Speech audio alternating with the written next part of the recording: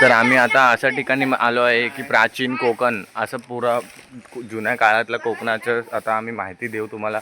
असं हे प्राचीन कोकण आहे. हे बघा किती मस्त मस्त आर्ट आहे. एकतर आम्हाला कालची ती मी बोललो होतो आजी दिसलेली, ती तर खरीच वाटत होती, ती पण दाखवतो तुम्हाला. चला बघूया प्राचीन कोकणची व्हिडिओ. पूर्ण ही व्हिडिओ काढेल मी. हा ब्लॉग मी अलग कॉन्टेंटमध्ये टाकेल. चला तर बघूया पूर्ण कॉन्टेंट आणि ब्लॉग.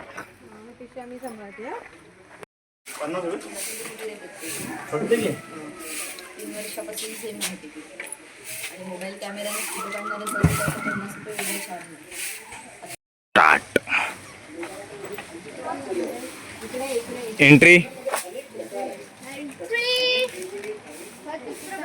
छत्रपती शिवाजी महाराज की. प्राचीन कोकणचा आम्ही फक्त इथे फोटो बिटो काढू शकतो, ब्लॉग बिग बनवू शकतो. ह्यांच्याकडे ह्यांना कोणालाच फोन अलाउड नाही. फक्त हे आयडी आहे ज्याच्याकडे तोच फोटो बिटो काढू शकतो, व्हिडिओ बनवू शकतो. तर तो आपण व्हिडिओ बनवतो बघा मित्रांनो. फक्त लाईक करा, शेअर करा आणि जास्तीत जास्त कमेंट करा. बॉडीगार्ड काय? व्हिडिओ काढणार आहे मी. ब्लॉगर. Blogging ID. ह्याला चेकतेला भेटलं. आणि ह्याच्यामध्ये एक हे आहे की अगर आपल्याला प्राचीन कोकण आवडलं ना, तिकडे एक बेल आहे, त्याची रिंग करायची. आम्ही पहिल्याच केली ती, बघितलं का? करून ठेवले. पहिलेच करून ठेवले की हा कोकण. आम्ही कोकणात राहतो काय? कोकणी. आम्ही कोकणी माणसांना सपोर्ट करणार ना, तर कोणाला करणार आहे? आणि कोकणी मुलगा. हा हे बघा कोकणी मुलगा, जे तुम्ही आता व्हिडिओ ह्याच्यावर बघतात ते हे त्याच्यामध्ये आम्ही करणार आहे खूप. आणि 1 तास आहे असं त्यांनी गाईड केलं आम्हाला. 1 तास आहे. नक्षत्र बाग प्राचीन कोकण.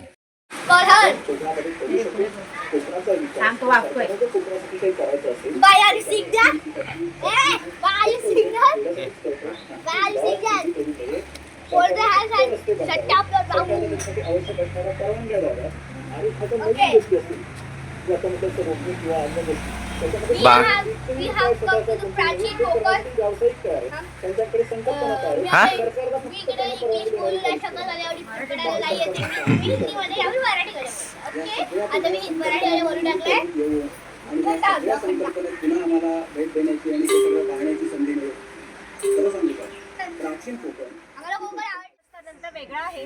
नमस्कार, मी अमिषा प्राचीन कोकणमध्ये आपले स्वागत करते. Konkan tourism development research centre ही आमची संस्था आहे. या ठिकाणी पर्यटनातून रोजगार निर्मिती हा विषय घेऊन आम्ही इथे काम करत आहोत. आपली संस्कृती ही निसर्गातून फुललेली आहे. पूर्वजांनी विविध वनस्पती व प्राणी यांना दैवत्व बहाल करून त्यांच्याविषयी कृतज्ञता व्यक्त केली. पूर्वी गावात राखीव जंगल होते, त्यांना देवराईचे म्हणत. तेथील वनस्पती व प्राणी यांची हत्या केल्यास ते पाप समजले आहे. विविध धार्मिक ग्रंथांचा अभ्यास करून आम्ही ते नक्षत्रबाग तयार केले. प्रत्येकाचे जन्म नक्षत्रानुसार एक वृक्ष आराध्य वृक्ष म्हणून मानला जातो. त्यांची पूजा अर्चा केल्यास त्या व्यक्तीला धन, सौख्य, आरोग्य प्राप्त होते. बाहेर आम्ही बोर्ड लावलाय. एक्झिट करताना बोर्ड तुम्ही पाहू शकता.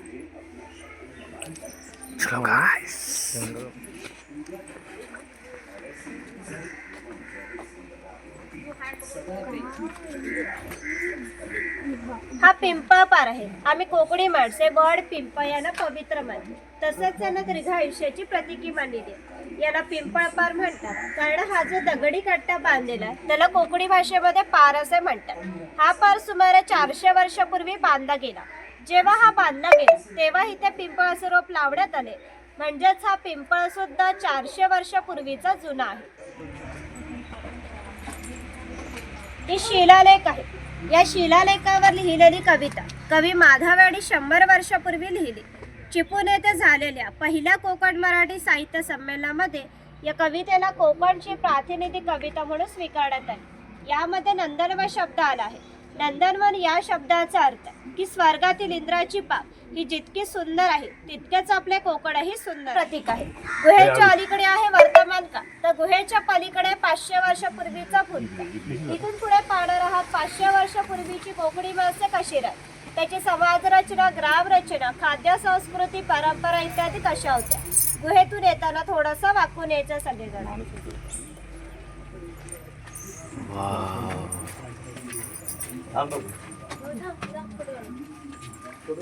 टॉर्च लाव मामा. अरे माणसं दिसलीच ती. ही काळाची गुफा. वा कोकम सरबत तर कोकमागा तयार केले जाते. तसेच यांच्या बियांपासून तेल तयार केले जाते. यांचा वापर कैलास चिवस सारख्या क्रीम मध्ये सुद्धा केला जातो. इथे अजगराचा स्टॅच्यू दाखवला आहे.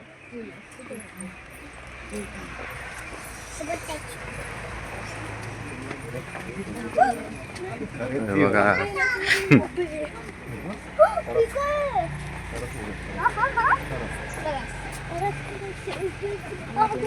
ही जास्वंदीची फुलं आहेत. तर मला पण थोडं येतं कोकणाबद्दल.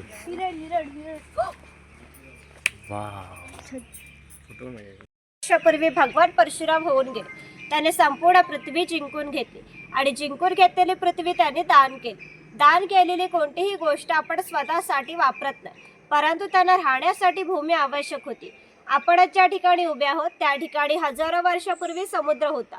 त्यांनी त्याच्याशी युद्ध केले व 40 ते 50 किलोमीटर पाठीमागे ढकलले आणि या सुंदर कोकण प्रदेशाची निर्मिती केली. म्हणून या प्रदेशाला परशुराम भूमी असेही म्हणतात. कोकणामध्ये लाल रंगाचा जांभा नावाचा दगड मिळतो.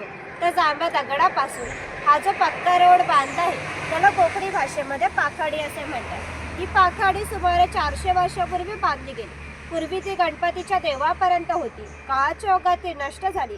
आज ते आपल्याला प्राचीन कोकणमध्ये शिल्लक राहिलेली पाहायला मिळते. पूर्वी सामान्यपणे अशा पाखाड्या ग्रामदेवतेकडे जाण्यासाठी बांधल्या जात असत. आपण सुद्धा या पाखाडीने प्राचीन कोकणमधील ग्रामदेवतेकडे जाणार आहोत.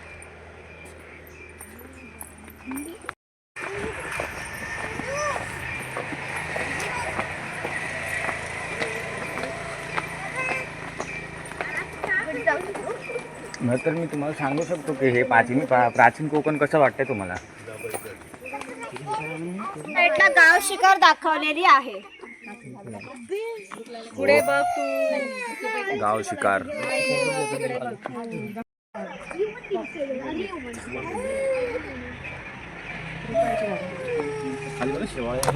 चिरफळाची फळे ही जंतुनाशक असतात. शेतकरी यांचा उपयोग धान्य साठवण्यासाठी करतो. तसंच यांचा वापर गरम मसाला सारख्या पदार्थांमध्ये सुद्धा केला जातो. शिरपा बघा माडीवाला दाखवला आहे ताडी माडी काढणारा. ताडी माडी काढणारा माणूस बघितलाय आपण. हवी असेल कमेंटमध्ये हाय करा. Wow wow.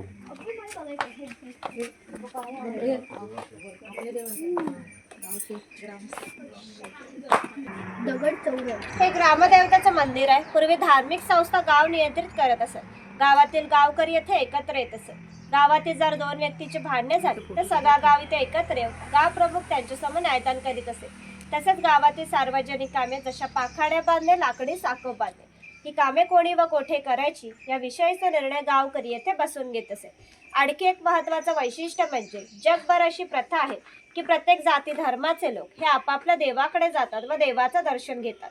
आपण कोकणी माणूस पण वर्षभर देवात जाऊन देवाचं दर्शन घेतो.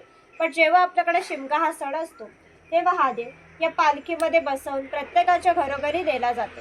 म्हणजे कोकणी माणूस आणि देव यांचं नातं इतक्या जवळच आहे की त्यांचं एकमेकांकडे जाणं येणं असतं. या देवीचं नाव आहे वाघजाई. हे नाव आम्ही जाणीवपूर्वक ठेवलं आहे. असं म्हणतात की ज्या निसर्गामध्ये वाघ आहे तो निसर्ग समृद्ध असतो. 500 वर्षापूर्वीचा निसर्ग सुद्धा असा समृद्ध होता.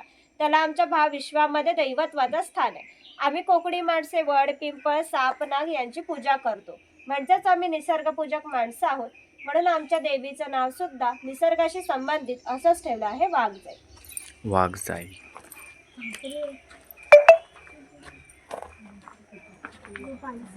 ही आमची काही पारंपरिक वाद्य आहेत. लाकडी ढोल आहेत. मातीचे 2 ताशे आहेत. यांचा खालील भाग मातीचा बनवलेला आहे. हे ताशे 110 वर्षापूर्वीचे जुने. जर वाजवणारे कसबी असतील तर ह्यांचा आवाज 1 ते 2 किलोमीटर पर्यंत सहज जात असेल. तसंच सडई, तुंतुणा, चौघडा इत्यादी पारंपरिक वाद्य आहेत. हा चव्हाटा देव आहे. असं म्हणतात की कोकणामध्ये भरपूर भूत असतात. कोकणवासियांची अशी श्रद्धा आहे की हा देव त्यांच्यावर नियंत्रण ठेवतो. म्हणून ह्याला शिमग्याच्या वेळी गाराणे घातले जाते. तसेच पशुबळी सुद्धा. खडक लक्ष्मी दाखवली. पोतराश लोक जे स्वतःला चापकाने मारून घेतात ते इथे दाखवलेले आहेत.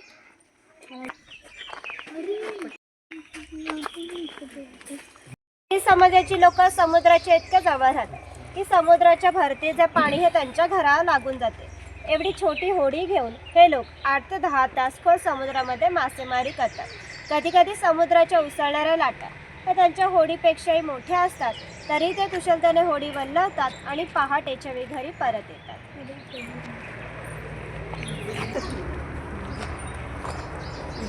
पद्धत अस्तित्वात होती, म्हणजे नाभिक, सुतार, चर्मकार, कासार हे प्रत्येकाच्या घरोघरी जाऊन सेवा पुरवत असत. त्या बदल्यात त्यांना पैसे नव्हे तर केवळ धान्य मिळत असे. म्हणजे एका नाभिकाने एका कुटुंबातील पुरुषाचे केस व दाढी करण्यासाठी वर्षभरासाठी 4 पायली म्हणजे आत्ताचे 8 किलो धान्य मिळत असे. एवढ्या अल्प मोबदल्यात ही लोक समाजाची सेवा करीत असत.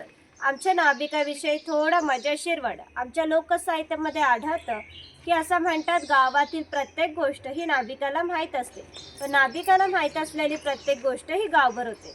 आता तुम्ही इथे आला, ही गोष्ट नाभिकाला समजली ती आमच्या संपूर्ण गावाला समजली. आमचं संपूर्ण गाव तुमच्या स्वागतासाठी उत्सुक आहे. प्रथेप्रमाणे आपण आधी खोतांच्या घरी जाऊ, मग गावात फेरफटका मारू. जे आमची कोकणी माणसं खातात.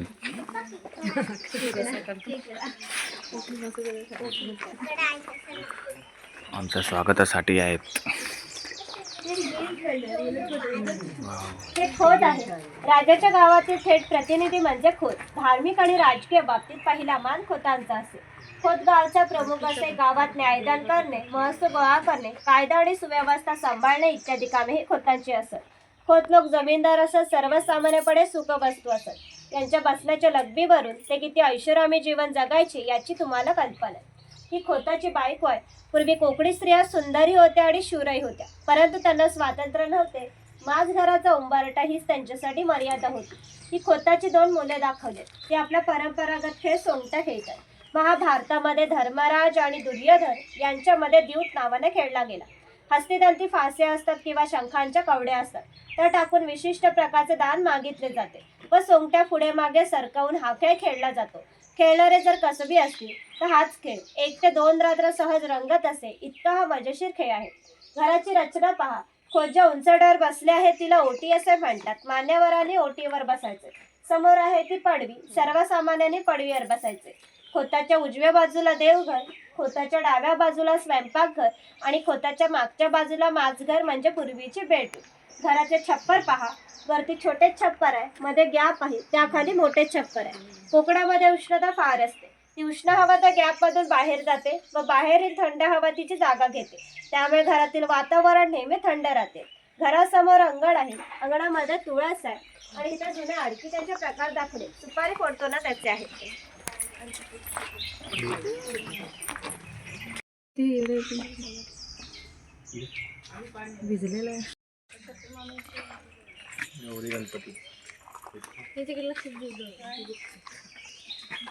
त्याचं गवताचं घर व याच्या अपुऱ्या कपड्यावर जाऊ नका. हा आमच्या गावातील एक महत्वाचा उत्पादक घटक होता. गावातील 12 बलुतेदार, राजा आणि खोत यांना धान्य पुरवण्याचं महत्वाचं काम तो करीत असे. त्याचं पूर्वी जसं घर असायचं अगदी तसंच घर आम्ही ते उभारलं. ही जी पेटलेली चूल दिसते तिला कोकणी भाषेमध्ये पिरसा असे म्हणतात. ती सतत पेटती ठेवली जायची, कारण पूर्वी घरामध्ये लायटर किंवा माचीस नव्हते. शेतकऱ्याच्या बायकोला जेव्हा स्वयंपाक करायचा असेल तेव्हा इथले 2-3 निखारे घेऊन स्वयंपाकघरातली चूल पेटवीत असे. जर हा विस्तव विझला तर घरामध्ये 2 गारगोट्या ठेवल्या असत. ते एकमेकांवर घासून हा विस्तव करावा लागत असे. ही शेतकऱ्याची बायको आहे, ती शेतकऱ्याची मुलगी आहे. हा पाळणा आम्ही शेतकऱ्याच्या घरी कायमस्वरूपी टांगून ठेवला, कारण शेतकऱ्याच्या घरी दरवर्षी पाळणा हलत असे. प्रत्येक शेतकऱ्याला 8 ते 10 मुले असत. थोडक्यात पूर्वीच्या काही एकत्र कुटुंब पद्धती अस्तित्वात होती. हे उचल आहे, याचा वापर कपडे सुकत घालण्यासाठी केला जायचा. घरामध्ये गौरी गणपतीचा सण दाखवलाय. त्या साईडला पांगुळगडा दाखवलाय आणि वरती घोडागाडी आहे. हा कुंभार आहे. मातीशी संबंधित सर्व कामे हा कुंभार करीत असे. गणपतीचा दिवस आले की लाल मातीचे गणपती तयार करणे, उन्हाळा आला की मातीची मडकी तयार करणे, दिवाळीच्या वेळेला पंट्या तयार करून देण्याचे काम हा कुंभार करीत असे. त्याचे सफेद रंगाचे मडके दिसतात ते माडी काढायचे मडके. कोकणामध्ये नारळाची झाडे मोठ्या प्रमाणात असतात. तिला नारळ येण्यापूर्वी पोळ येते. त्या पोळीला आडवा काप दिला जातो व बाजूने विशिष्ट प्रकारचा झाडपाला लावला जातो. तो पाला आतील माळी शोषून घेतो व थेंब थेंब गळणारी माडी हे मडके वरच्यावर लावून साठवली जाते.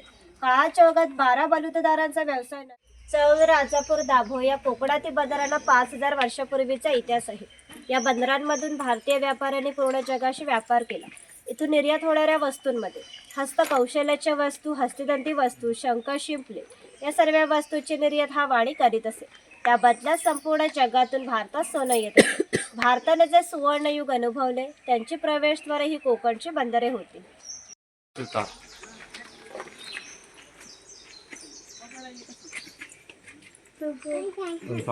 हा सुतार आहे. कोकणातील 12 बलुतेदार दाखवताना जे आधी कौशल्य आहेत ते आम्ही इथे दाखवले. त्यापैकी हा सुतार आहे. सुताराचे खरे काम शेतकऱ्याला लागणारी लाकडी अवजारे बनवून देणे. हा सुतार सावंतवाडीतला सुतार आहे. सावंतवाडीतील लोकांचे लाकडावरील कोरीव काम हे जगप्रसिद्ध आहे. यांच्या काही हस्तकौशल्याच्या वस्तू तुम्हाला आमच्या हस्तकला समन्वय केंद्रात पाहायला मिळते. तिथे दरवेशी दाखवले अस्वलाचा खेळ करतात आणि इथे गारुडी दाखवले सापाचा खेळ करतात. पूर्वी प्रत्येक गावात भरपूर मोठे जंगल होते, त्यामुळे पाणीही मोठ्या प्रमाणात उपलब्ध होते. ज्या ठिकाणी गावात उंचावर बारमाही पाणी वाहत असेल तिथे धरणे बांधून प्रत्येकाच्या घरोघरी पाणी पाठवण्याला नेले जात असे. या पाण्यावर आमच्या नारी पोपळीच्या बागा, उन्हाळी भात शेती होत असे. उन्हाळी भात शेतीला पाणी मोठ्या प्रमाणात लागते, तेवढे पाणी प्रत्येक गावात उपलब्ध असे.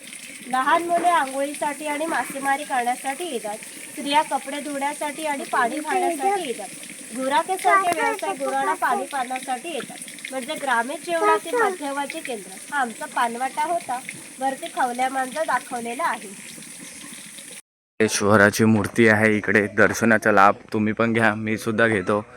ओम नमः शिवाय, ओम नमः शिवाय, ओम नमः शिवाय. कमेंट्स मध्ये हर हर महादेव लिया. देवी ना देव. हर हर महादेव. हे खैराचं झाड आहे. ह्याच्या आतील लाल रंगाच्या खोडापासून कात तयार केला जातो, जो पानामध्ये खातात तो. पुढे कातभट्टी दाखवली आहे. प्राचीन कोकण. छान. पहिला हा बांध शिकारीसाठी यूज केला जात होता. तो इकडनं असा शिकार केला जात होता. मी आता काय ना काहीतरी असलं तर शिकार करतो आणि तुम्हाला देतो व्हिडिओमध्ये.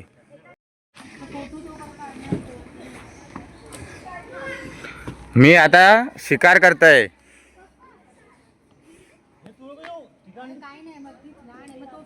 हे चल ये लवकर. अरे ये हा ये. हल निर्वी लहान आहे. शिकारीला आलाय. हरण दिसलाय त्याला. मला हे दे, बंदूक दे आपली. तर मित्रांनो ही घसरगुंडी आहे, बसून जाऊ शकता. मी आता तिकडे हरण तिथे पकडलाय. आता जातोय घ्यायला. तो बघा, तो बघा चित्ता. आता आमच्या टिकटीचे पैसे संपणार आहेत मित्रांनो.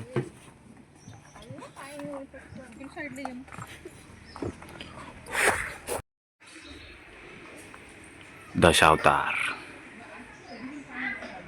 जयगड किल्ल्याची प्रतिकृती दाखवली. 20 किलोमीटर आहे जयगड किल्ला. प्राचीन कोकण खूप मस्त वाटलं. कोकणातली पूर्ण काय असतं त्याने ते गाईड केले. मी सर्व व्हिडिओमध्ये दाखवलं आहे. तर ही व्हिडिओ मी इथे थांबवेल. आता न्यू व्हिडिओ मी जिथे जाईल तिकडे ती नवीन दाखवेल. चला तर मित्रांनो, बाय बाय.